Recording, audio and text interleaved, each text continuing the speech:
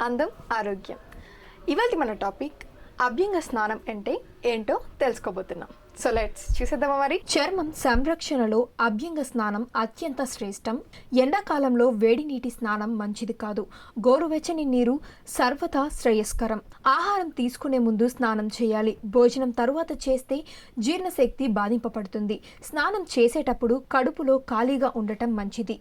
కళ్ళు, ముక్కు, నోటి వ్యాధులు ఉన్నవారు, విరోచనాలతో బాధపడేవారు స్నానానికి అర్హులు కారు అని శాస్త్రాలు చెబుతున్నాయి.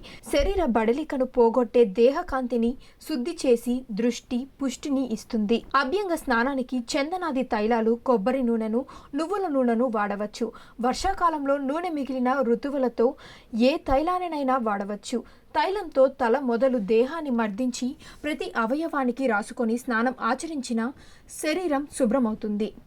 శరీర దారుఢ్యాన్ని కలిగి ఉంటుంది. అతివేడి నీటి వల్ల కళ్ళకలక, అతి చల్లని నీళ్ల వల్ల కాఫ, వాత దోషాలు కలుగుతాయి. అందుకే అన్ని వేళలా గోరువెచ్చని నీళ్లు శ్రేష్టం. చర్మాన్ని ఆరోగ్యవంతంగా ఉంచుకునే మార్గాల్లో అభ్యంగన స్నానం ఒకటి. ముసలితనం లక్షణాలు, వాతపు నొప్పులు తొలగుతాయి.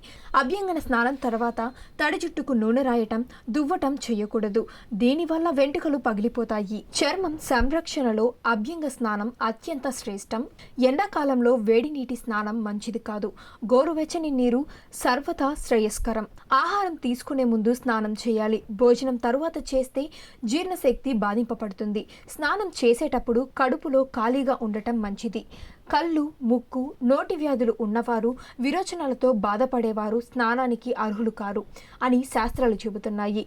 శరీర బడలికను పోగొట్టే దేహకాంతిని శుద్ధి చేసి దృష్టి, పుష్టిని ఇస్తుంది. అభ్యంగ స్నానానికి చందనాది తైలాలు, కొబ్బరి నూనెను, నువ్వుల నూనెను వాడవచ్చు. వర్షాకాలంలో నూనె మిగిలిన ఋతువులతో ఏ తైలానైనా వాడవచ్చు. తైలంతో తల మొదలు దేహాన్ని మర్దించి ప్రతి అవయవానికి రాసుకొని స్నానం ఆచరించిన శరీరం శుభ్రమవుతుంది.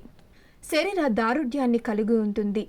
అతివేడి నీటి వల్ల కళ్ళకలక, అతి చల్లని నీళ్ల వల్ల కాఫ, వాత దోషాలు కలుగుతాయి. అందుకే అన్ని వేళలా గోరువెచ్చని నీళ్లు శ్రేష్టం. చర్మాన్ని ఆరోగ్యవంతంగా ఉంచుకునే మార్గాల్లో అభ్యంగన స్నానం ఒకటి. ముసలితనం లక్షణాలు, వాతపు నొప్పులు తొలగుతాయి.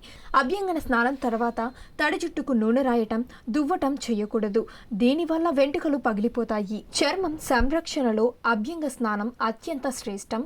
ఎండాకాలంలో వేడి నీటి స్నానం మంచిది కాదు. గోరువెచ్చని నీరు సర్వదా శ్రేయస్కరం. ఆహారం తీసుకునే ముందు స్నానం చేయాలి. భోజనం తరువాత చేస్తే జీర్ణశక్తి బాధింపబడుతుంది. స్నానం చేసేటప్పుడు కడుపులో ఖాళీగా ఉండటం మంచిది. కళ్ళు, ముక్కు, నోటి వ్యాధులు ఉన్నవారు, విరోచనాలతో బాధపడేవారు స్నానానికి అర్హులు కారు అని శాస్త్రాలు చెబుతున్నాయి.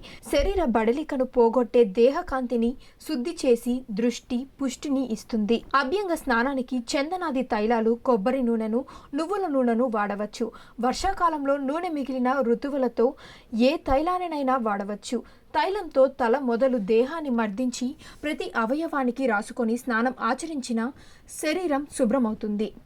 శరీర దారుఢ్యాన్ని కలిగి ఉంటుంది.